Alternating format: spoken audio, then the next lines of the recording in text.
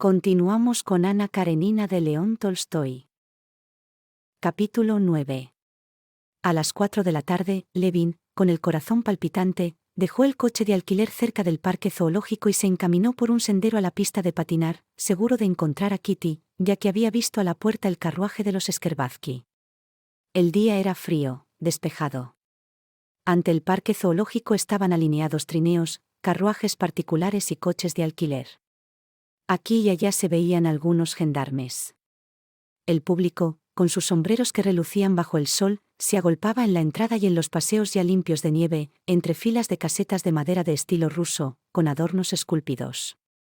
Los añosos abedules, inclinados bajo el peso de la nieve que cubría sus ramas, parecían ostentar flamantes vestiduras de fiesta. Levin, mientras seguía el sendero que conducía a la pista, se decía: hay que estar tranquilo, es preciso no emocionarse.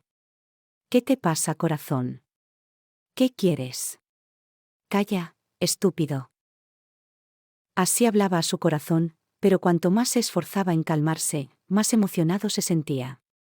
Se encontró con un conocido que le saludó, pero Levin no recordó siquiera quién podía ser.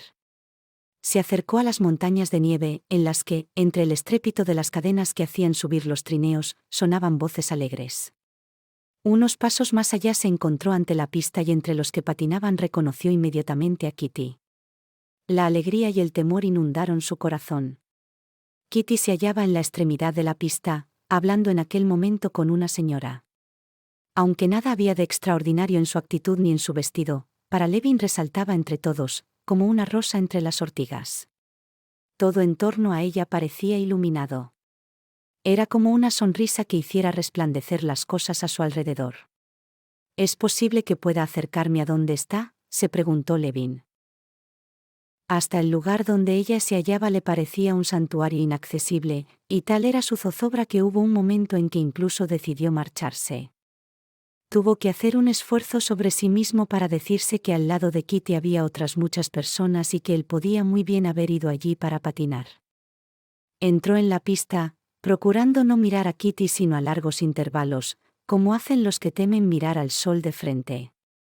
Pero como el sol, la presencia de la joven se sentía aún sin mirarla. Aquel día y a aquella hora acudían a la pista personas de una misma posición, todas ellas conocidas entre sí. Allí estaban los maestros del arte de patinar, luciendo su arte, los que aprendían sujetándose a sillones que empujaban delante de ellos, deslizándose por el hielo con movimientos tímidos y torpes. Había también niños y viejos que patinaban por motivos de salud. Todos parecían a Levin seres dichosos porque podían estar cerca de ella. Sin embargo, los patinadores cruzaban al lado de Kitty, la alcanzaban, le hablaban, se separaban otra vez y todo con indiferente naturalidad, divirtiéndose sin que ella entrase para nada en su alegría, gozando del buen tiempo y de la excelente pista. Nicolás Scherbatsky, primo de Kitty, vestido con una chaqueta corta y pantalones ceñidos, descansaba en un banco con los patines puestos. Al ver a Levin, le gritó: «Hola, primer patinador de todas las Rusias. ¿Desde cuándo está usted aquí? El hielo está excelente. Ande, póngase los patines». «No traigo patines», repuso Levin, asombrado de la libertad de maneras de Scherbatsky delante de ella y sin perderla de vista ni un momento, aunque tenía puesta en otro sitio la mirada. Sintió que el sol se aproximaba a él. Deslizándose sobre el hielo con sus piececitos calzados de altas botas, Kitty, algo asustada al parecer, se acercaba a Levin. Tras ella, haciendo gestos desesperados e inclinándose hacia el hielo, iba un muchacho vestido con el traje nacional ruso que la perseguía. Kitty patinaba con poca seguridad. Sacando las manos del manguito sujeto al cuello por un cordón, las extendía como para cogerse a algo ante el temor de una caída. Vio a Levin, a quien reconoció enseguida, y sonrió tanto para él como para disimular su temor.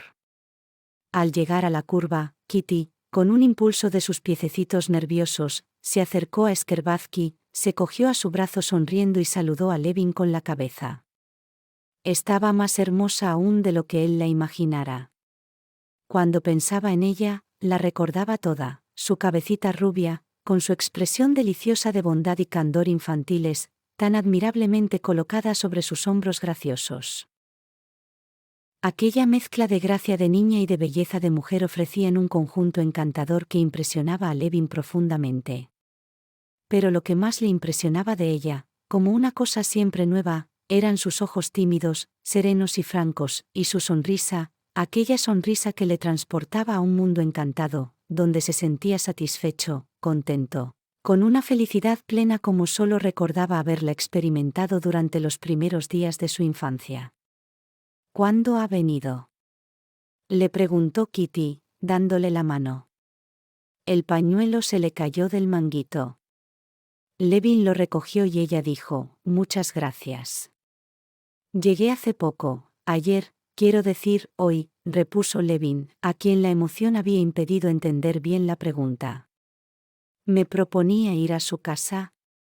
Y recordando de pronto el motivo por que la buscaba, se turbó y se puso encarnado. «No sabía que usted patinara». «Y patina muy bien», añadió. Ella le miró atentamente, como tratando de adivinar la causa de su turbación. «Estimo en mucho su elogio, ya que se le considera a usted como el mejor patinador», dijo al fin, sacudiendo con su manecita enfundada en guantes negros la escarcha que se formaba sobre su manguito. «Sí, antes, cuando patinaba con pasión aspiraba a llegar a ser un perfecto patinador». «Parece que usted se apasiona por todo», dijo la joven, sonriendo.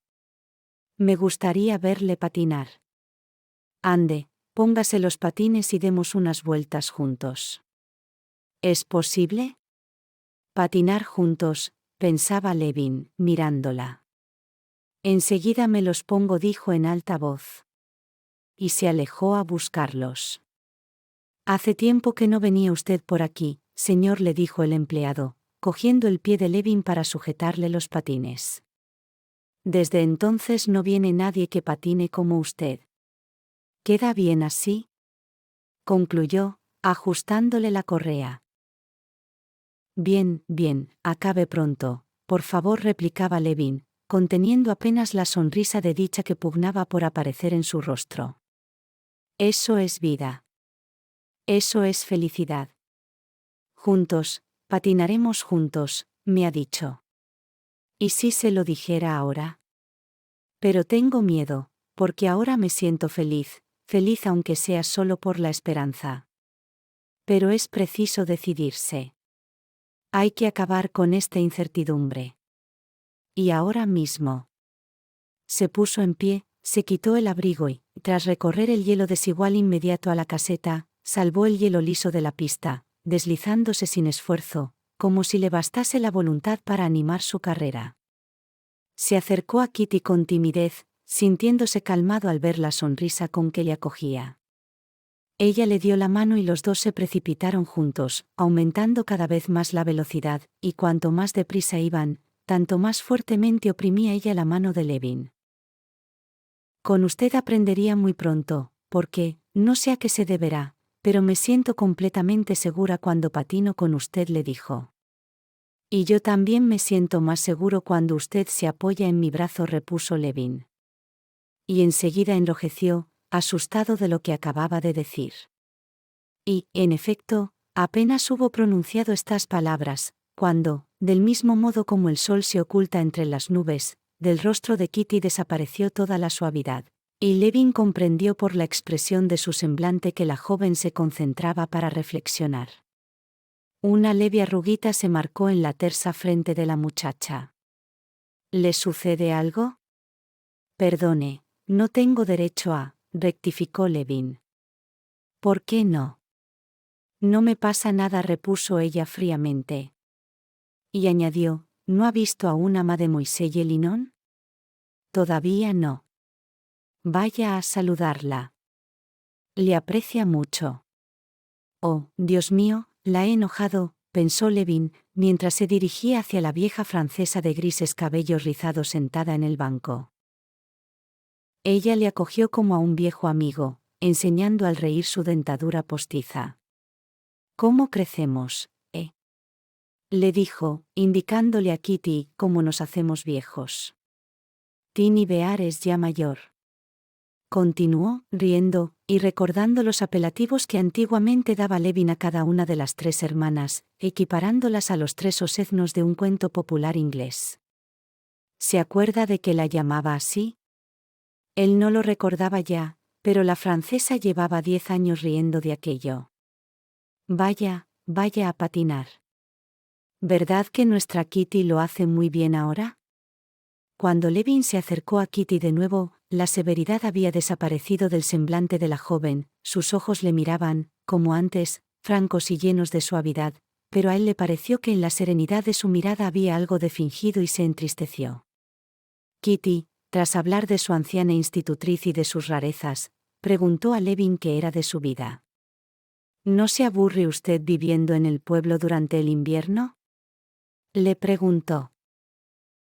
No, no me aburro. Como siempre estoy ocupado, dijo él, consciente de que Kitty le arrastraba a la esfera de aquel tono tranquilo que había resuelto mantener y de la cual, como había sucedido a principios de invierno, no podía ya escapar. ¿Viene para mucho tiempo?, preguntó Kitty. No se repuso Levin, casi sin darse cuenta. Pensó que si se dejaba ganar por aquel tono de tranquila amistad, se marcharía otra vez sin haber resuelto nada, y decidió rebelarse. ¿Cómo no lo sabe? No, no sé. Depende de usted. Y en el acto se sintió aterrado de sus palabras. Pero ella no las oyó o no quiso oírlas. Como si tropezara, dio 2 o 3 leves talonazos y se alejó de él rápidamente. Se acercó a la institutriz, le dijo algunas palabras y se dirigió a la caseta para quitarse los patines. Oh, Dios, ayúdame, ilumíname. ¿Qué he hecho?, se decía Levin, orando mentalmente. Pero, como sintiera a la vez una viva necesidad de moverse, se lanzó en una carrera veloz sobre el hielo, trazando con furor amplios círculos. En aquel momento, uno de los mejores patinadores que había allí salió del café con un cigarrillo en los labios, descendió a saltos las escaleras con los patines puestos, creando un gran estrépito y, sin ni siquiera variar la descuidada postura de los brazos, tocó el hielo y se deslizó sobre él. «¡Ah, un nuevo truco!», exclamó Levin. Y corrió hacia la escalera para realizarlo. «Va usted a matarse», le gritó Nicolás Skerbatsky. «Hay que tener mucha práctica para hacer eso». Levin subió hasta el último peldaño y, una vez allí, se lanzó hacia abajo con todo el impulso, procurando mantener el equilibrio con los brazos. Tropezó en el último peldaño, pero tocando ligeramente el hielo con la mano hizo un esfuerzo rápido y violento, se levantó y, riendo, continuó su carrera. «Qué muchacho tan simpático», pensaba Kitty, que salía de la caseta con Mademoiselle Linon, mientras seguía a Levin con mirada dulce y acariciante, como si contemplase a un hermano querido. ¿Acaso soy culpable? ¿He hecho algo que no esté bien? A eso llaman coquetería. Ya sé que no es a él a quien quiero, pero a su lado estoy contenta. Es tan simpático. Pero, ¿por qué me diría lo que me dijo? Viendo que Kitty iba a reunirse con su madre en la escalera, Levin, con el rostro encendido por la violencia del ejercicio, se detuvo y quedó pensativo. Luego se quitó los patines y logró alcanzar a madre e hija cerca de la puerta del parque. «Me alegro mucho de verle», dijo la princesa. «Recibimos los jueves, como siempre». «Entonces, ¿hoy?» «Nos satisfará su visita», repuso la princesa, secamente. Su frialdad disgustó a Kitty de tal modo que no pudo contener el deseo de suavizar la sequedad de su madre y, volviendo la cabeza, dijo sonriendo: «Hasta luego». En aquel momento, Esteban Arkadievich, con el sombrero ladeado, brillantes los ojos, con aire triunfador, entraba en el jardín.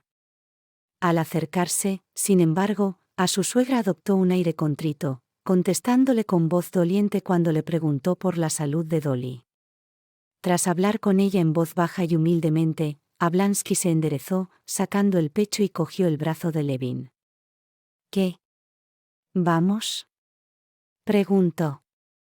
Me he acordado mucho de ti y estoy satisfechísimo de que hayas venido, dijo, mirándole significativamente a los ojos. Vamos, contestó Levin, en cuyos oídos sonaban aún dulcemente el eco de aquellas palabras, hasta luego, y de cuya mente no se apartaba la sonrisa con que Kitty las quiso acompañar. ¿Al Inglaterra o al Temitai? Me da lo mismo. Entonces vamos al Inglaterra, dijo Esteban Arkadievich decidiéndose por este restaurante, porque debía en él más dinero que en el otro y consideraba que no estaba bien dejar de frecuentarlo. ¿Tienes algún coche alquilado?, añadió. Sí. Magnífico. Yo había despedido el mío. Hicieron el camino en silencio. Levin pensaba en lo que podía significar aquel cambio de expresión en el rostro de Kitty, y ya se sentía animado en sus esperanzas, ya se sentía hundido en la desesperación, y considerando que sus ilusiones eran insensatas. No obstante, tenía la sensación de ser otro hombre, de no parecerse en nada a aquel a quien ella había sonreído y a quien había dicho, hasta luego. Esteban Arkadievich, entretanto, iba componiendo el menú por el camino. ¿Te gusta el rodaballo?, preguntó a Levin, cuando llegaban. ¿Qué? El rodaballo. Oh. Sí, me gusta con locura. Capítulo 10. Levin, al entrar en el restaurante con su amigo, no dejó de observar en él una expresión particular, una especie de alegría radiante y contenida que se manifestaba en el rostro y en toda la figura de Esteban Arkadievich. Ablansky se quitó el abrigo y, con el sombrero ladeado, pasó al comedor, dando órdenes a los camareros tártaros que, vestidos de frac y con las servilletas bajo el brazo, le rodearon, pegándose materialmente a sus faldones. Saludando alegremente a derecha e izquierda a los conocidos, que aquí como en todas partes le acogían alegremente, Esteban Arkadievich se dirigió al mostrador y tomó un vasito de vodka acompañándolo con un pescado en conserva, y dijo a la cajera francesa, todas cintas y puntillas, algunas frases que la hicieron reír a carcajadas. En cuanto a Levin, la vista de aquella francesa, que parecía hecha toda ella de cabellos postizos y de pudre de riz y vinaigres de toilette, le producía náuseas.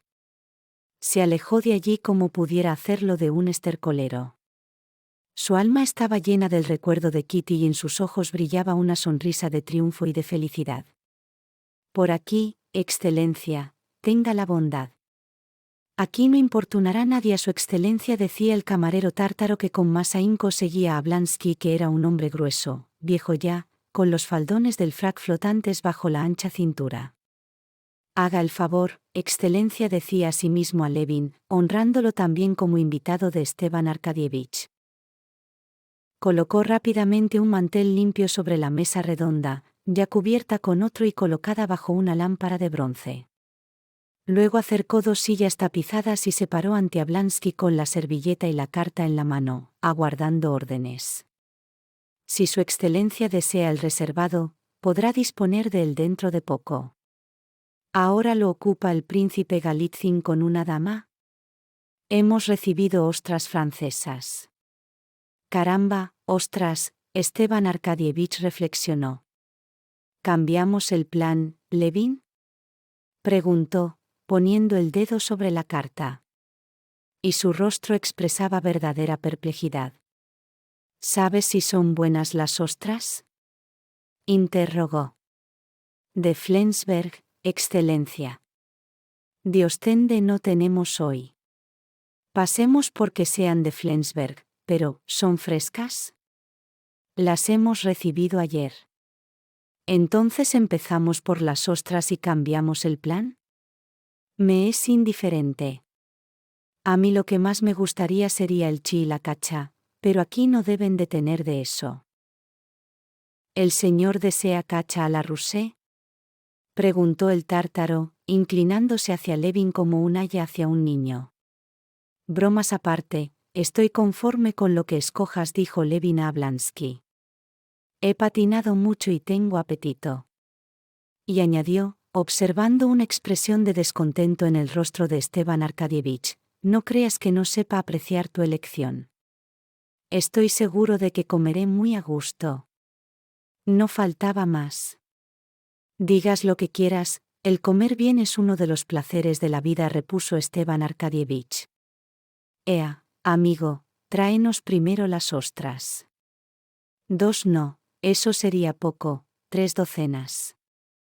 Luego, sopa juliana, printaniere, ¿no? Corrigió el tártaro. Pero Ablansky no quería darle la satisfacción de mencionar los platos en francés. Sopa juliana, Juliana, ¿entiendes? Luego rodaballo, con la salsa muy espesa, luego, roast beef, pero que sea bueno, ¿eh? Después, pollo y algo de conservas. El tártaro, recordando la costumbre de Ablansky de no nombrar los manjares con los nombres de la cocina francesa, no quiso insistir, pero se tomó el desquite, repitiendo todo lo encargado tal como estaba escrito en la carta. Subprintaniere, terbet à la beau marcha, poular de ael estragon, macédoine de fruits. Y enseguida después, como movido por un resorte, cambió la carta que tenía en las manos por la de los vinos y la presentó a Ablansky. ¿Qué bebemos?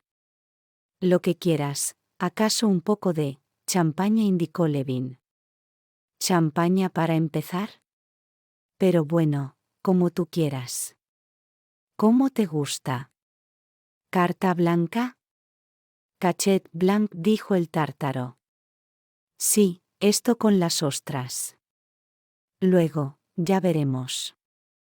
Bien, excelencia. ¿De vinos de mesa? Tal vez Nut. Pero no, vale más el clásico Chablis. Bien. ¿Tomará su excelencia su queso? Sí, de Parma.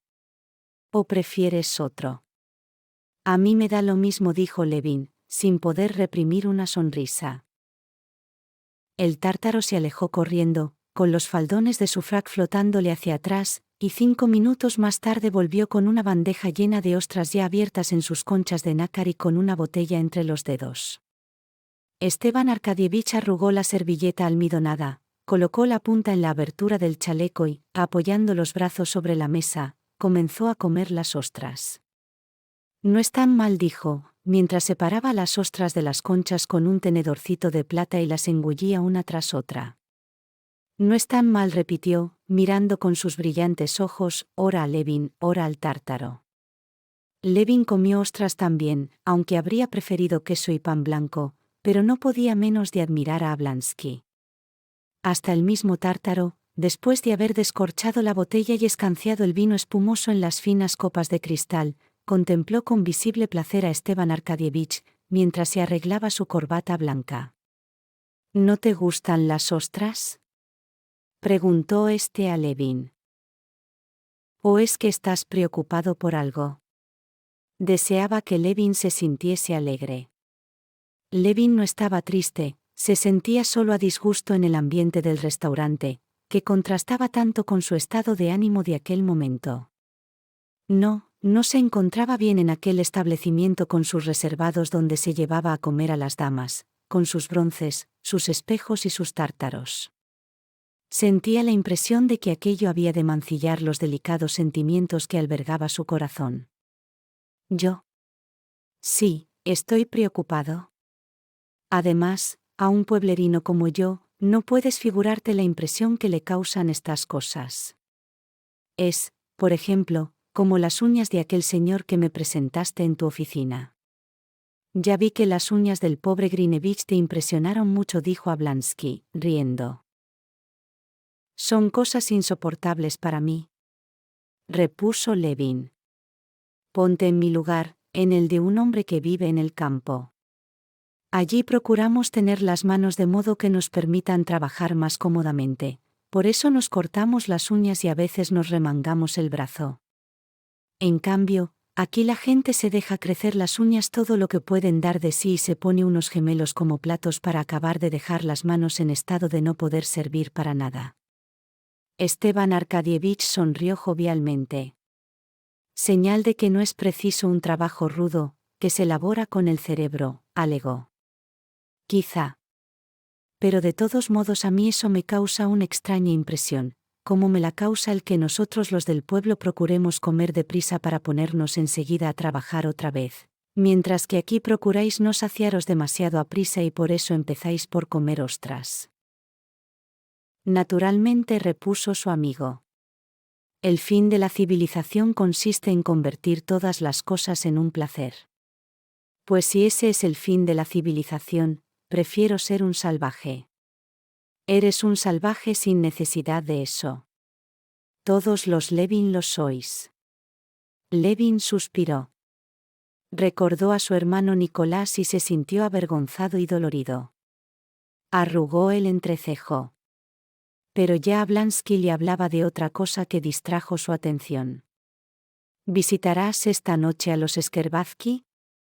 Quiero decir agregó, separando las conchas vacías y acercando el queso, mientras sus ojos brillaban de manera significativa. No dejaré de ir, repuso Levin, aunque creo que la princesa me invitó de mala gana. No digas tonterías. Es su modo de ser. Sírvanos la sopa, amigo, dijo Ablansky al camarero. Es su manera de grande dame. Yo también pasaré por allí, pero antes he de estar en casa de la condesa Bonina. Hay allí un coro, que, como te decía, eres un salvaje. ¿Cómo se explica tu desaparición repentina de Moscú? Los Skerbatsky no hacían más que preguntarme por ti, como si yo pudiera saber. Y solo sé una cosa, que haces siempre lo contrario que los demás. Tienes razón, soy un salvaje, concedió Levin, hablando lentamente, pero con agitación, pero si lo soy, no es por haberme ido entonces, sino por haber vuelto ahora. ¡Qué feliz eres!, interrumpió su amigo, mirándole a los ojos. ¿Por qué? Conozco los buenos caballos por el pelo y a los jóvenes enamorados por los ojos, declaró Esteban Arkadievich. El mundo es tuyo. El porvenir se abre ante ti, ¿acaso tú no tienes ya nada ante ti? Sí, pero el porvenir es tuyo. Yo tengo solo el presente, y este presente no es precisamente de color de rosa. ¿Y eso? No marchan bien las cosas. Pero no quiero hablar de mí, y además no todo se puede explicar, dijo Esteban Arkadievich. Cambia los platos, dijo al camarero. Y prosiguió, Ea, ¿a qué has venido a Moscú? ¿No lo adivinas?, contestó Levin, mirando fijamente a su amigo, sin apartar de él un instante sus ojos profundos. Lo adivino, pero no soy el llamado a iniciar la conversación sobre ello. Juzga por mis palabras si lo adivino o no, dijo Esteban Arkadievich con leve sonrisa. ¿Y entonces, qué me dices?, preguntó Levin con voz trémula, sintiendo que todos los músculos de su rostro se estremecían. ¿Qué te parece el asunto? Ablansky vació lentamente su copa de Chablis sin quitar los ojos de Levin. Por mi parte, dijo, no desearía otra cosa. Creo que es lo mejor que podría suceder. ¿No te equivocas? ¿Sabes a lo que te refieres?, repuso su amigo, clavando los ojos en él. ¿Lo crees posible? Lo creo. ¿Por qué no? ¿Supones sinceramente que es posible? Dime todo lo que piensas. ¿No me espera una negativa? Casi estoy seguro. ¿Por qué piensas así?, dijo Esteban Arkadievich, observando la emoción de Levin. A veces lo creo, y esto fuera terrible para mí y para ella. No creo que para ella haya nada terrible en esto. Toda muchacha se enorgullece cuando piden su mano. Todas sí, pero ella no es como todas. Esteban Arkadievich sonrió. Conocía los sentimientos de su amigo y sabía que para él todas las jóvenes del mundo estaban divididas en dos clases, una compuesta por la generalidad de las mujeres, sujetas a todas las flaquezas, y otra compuesta solo por ella, que no tenía defecto alguno y estaba muy por encima del género humano.